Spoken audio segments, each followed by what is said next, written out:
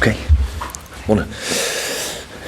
Steve, the last 2 weeks, I suppose, has felt like a pre-season. It's probably longer than your pre-season. Well, it's a little bit more difficult because obviously we're playing Monday night too, so it seems one of them long ones. But look, it is what it is, and I think we're all over the years now got used to playing on a Monday night, Friday night, Sunday morning, or whatever it is. It is what it is. But it gives everybody a chance to get over the knocks and niggles that they've had, and where we've got one or two back fit, then we've maybe lost one or two with the internationals, but that's how it is. Can you bring us up to speed with who's back? Kieran Clark is our biggest worry after coming on with Ireland. He's got a knock. We'll see how he is. Lejeune and Fab Shah have trained all the past 2 weeks, so they come into the reckoning in that respect. And we know Jamal, unfortunately, is fracture of his tibia, which is going to be a few weeks. Thankfully, his knee ligaments are all right. So, yes, he's picked up still a nasty injury, but it's not as bad as what we thought it could be. So you mentioned Sharon and Lejeune there. I mean, are either of them at a stage where they could come straight into the team for themselves? Yeah, I mean, the big one is obviously Flo, because he's been out so long, but he's done everything. He's played in the games. He's got the minutes under his belt on the training ground. He's now ready to go, and the same goes for Shah too. As long as they come through the next 2-3 days unscathed, then the both of them will come into contention, and that can only be a good thing. How difficult a decision is it to throw someone like Lejeune back in when he's been out for so long? Well, that's always the key to it, isn't it? Is he right? There comes a point though where they can't just keep training. They have to be thrown into the deep end, if that's the right word. And but he's a wonderful pro. He's first in, last to go. He's done everything he possibly can. He feels he's ready, and I think that's the most important thing. If the player himself thinks he's ready, then he knows his knee better than everybody.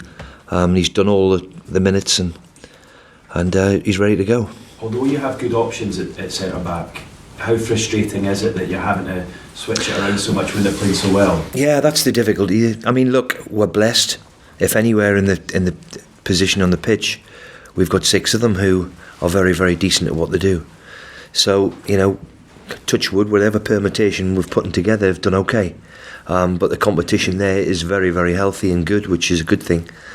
So we're losing 1 or maybe 2. We're fortunate that we can bring another 2, so it's not a bad situation. You told us about Richie's setback the last time. Yeah, it's still ongoing. He went to see his specialist again yesterday.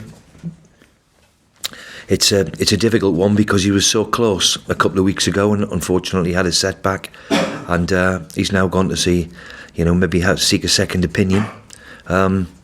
Difficult and frustrating for him, and that awful one where he was very, very close, joined in training, and unfortunately had a reaction to whatever's gone on. So that's a bit disappointing. And just in terms of Matty and also Jamal, I mean, your captain and 2 real characters, they're big losses. Matty's been a big loss, which we've been without practically all season, and then nobody wants to lose their captain either. And since I walked through the door, Jamal has been terrific in what he's done. So, look, it's part and parcel of it. Unfortunately, we have to accept it, but it is disappointing when they're playing so well. Change is not a great thing when they're playing so well. So, but unfortunately, it's part and parcel of it. Where are you with Matty Longstaff's contract? Is there any movement? All of them things are still ongoing. Young Matty's been away, as we know, playing for England and representing his country, which we're all delighted about.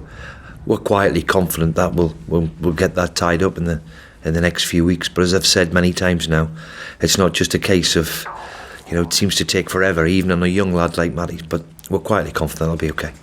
How are you feeling about going back to your old club? It's like always when you go back to a club. I had the privilege to manage it. It was a great club. You're always disappointed the way it ends. Of course I am. I thought I would have demanded a bit more time, but that wasn't the case after a difficult period really, where the club financially was in a difficult place. We nearly got there, lost in the playoff final, but overall I can look back on it and say I thoroughly enjoyed it. It's a great club with big tradition and big history. But I want to go back and beat them. It's simple as that. What have you made of what they've done since Dean Smith arrived, and do you feel that you helped lay the foundations?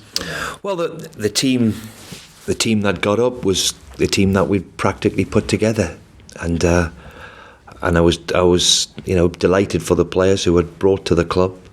As I said the year before, we nearly got there, and Dean took them that little extra place, which was, and then of course the new owners came in, and it's a different ball game. And last summer, I think they spent more than anybody. So, fair play to the new owners that walked through the door. They're in a difficult situation for the club. That without them, I think Aston Villa would be in a real dark place. So, been interesting, an unbelievable 12 months of what can happen.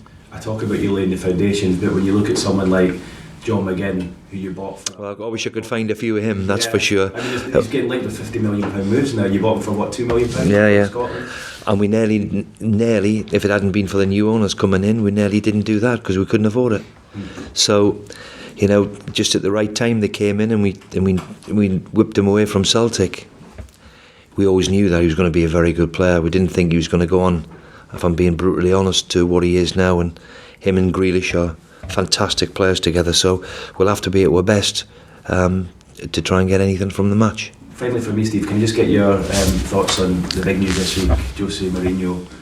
Well, listen, we're delighted. I'm delighted that Jose's back, because when he walked into the Premier League all them years ago, he was a breath of fresh air, wasn't he? He was something different.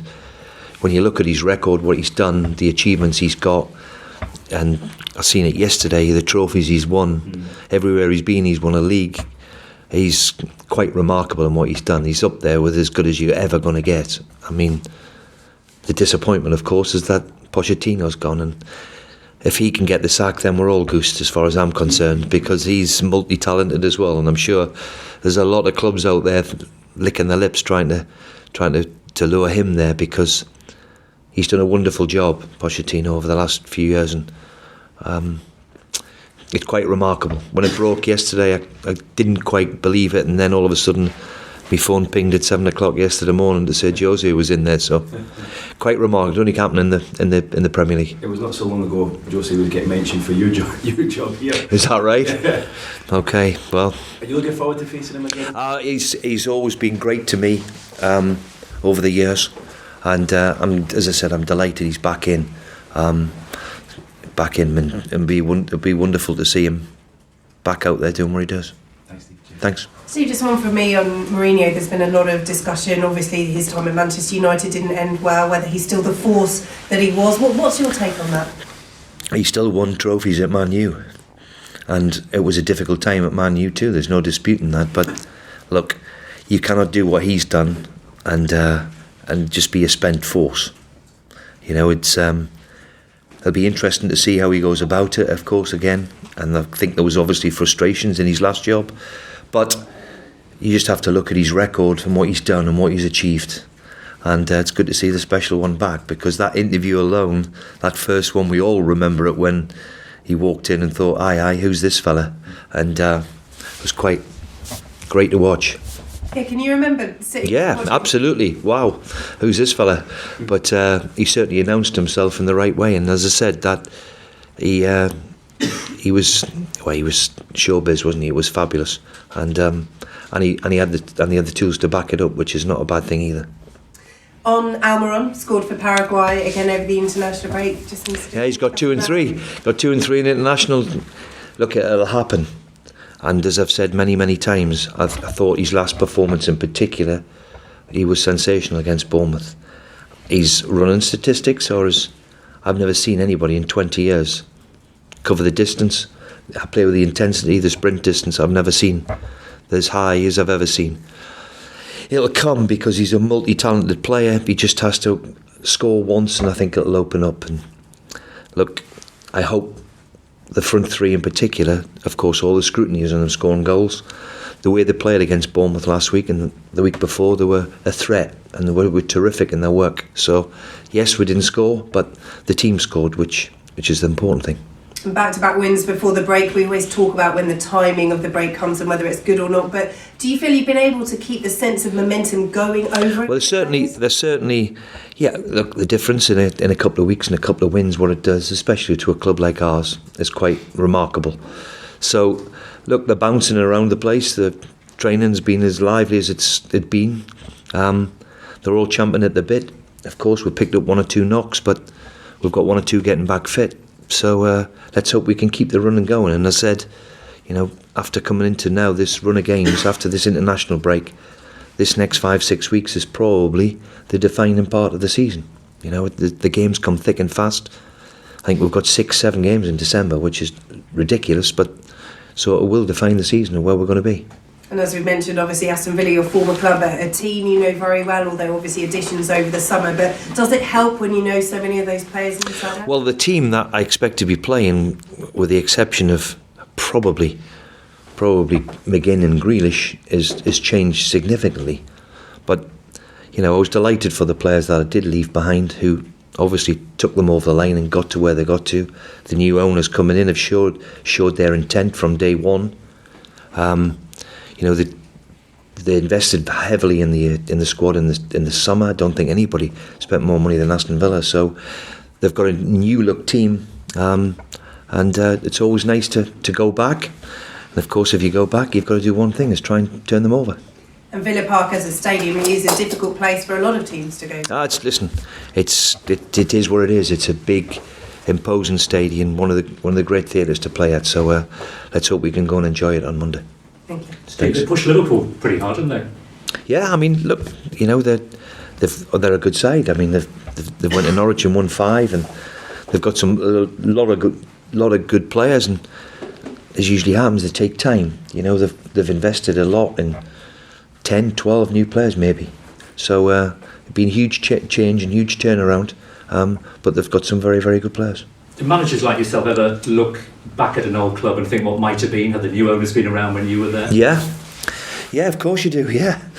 And I think that was the most difficult thing. We were practically bust. It was horrendous at the time, and people lost their jobs and didn't know whether they were going to get paid. I mean, that's the sort of scenario we were at, it was ridiculous.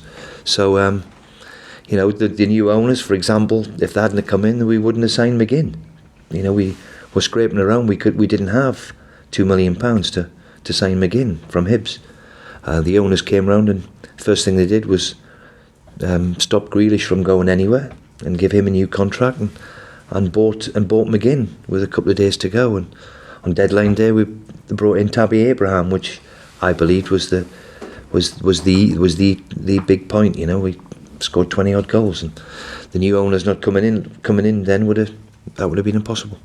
Just going back to international duty, obviously Vicky's mentioned Almiron scoring, and I suppose the big fear for a manager is people come back injured, but the big boost is when they have a good game, it benefits the confidence. Yeah, I mean, Almiron, of course. I mean, I think they drew 0-0 the other night, but he scored and they won 1-0, which will make him feel a bit better, of course. I hope it's just a matter of time with Miggy, because he's such a good player, and since he walked through the door here, he's been a good player for Newcastle since last January. Unfortunately, he hasn't scored, but I'm quietly confident that he will. And once he does, as I've said many times now, his running statistics are quite incredible, as big as I've ever seen in a player. So as long as he keeps working for the team the way he is, then hopefully the icing on the cake will come. Not everybody likes Monday night matches. I mean, a lot of teams don't do very well on Monday nights, but the fact that you've just had an international break, does that just give you the lads who have travelled a little? Yeah, it gives Almiron in particular, the ones who've been away at furthest distance, him in particular, gives him that little bit of time to recover. It seems a hell of a long wait though when everybody else is playing, but look, I think we'll get used to it a little bit. And Monday night, Sunday morning, Saturday morning, Tuesday night, wherever it is, we seem to get used to it. Just 2 more quick ones from me. The Christmas defining period, do you think after that we'll know whether Newcastle United are looking up the table or nervously over the shoulder? I hope so. I hope we're looking the other way, of course. When you play so many games in we've been going 4 months and played 12 games. 4.5 months, and we've got 6 in a month, 7 maybe if you count one. So it is a defining period of the season. Let's hope it's a successful one for us. I should have done the homework finally. I don't know what the longest period is between your managerial jobs, but if Jose Mourinho's had 11 months out, do you think you all need time to recharge your batteries from time to time? I think it's vitally important that you do. I mean, you end up getting in the missus's way and doing all the stuff that she's not used to you seeing, but sometimes a break can do you the world of good, and I'm delighted to see him back. He's something different and a bit special, so good to see him back. Thank you. Thank you. Thanks. Thank you. Cheers, Steve. Cheers. Thank you. Oh, I'm going to do radio now. I'm going to do a quick clean up.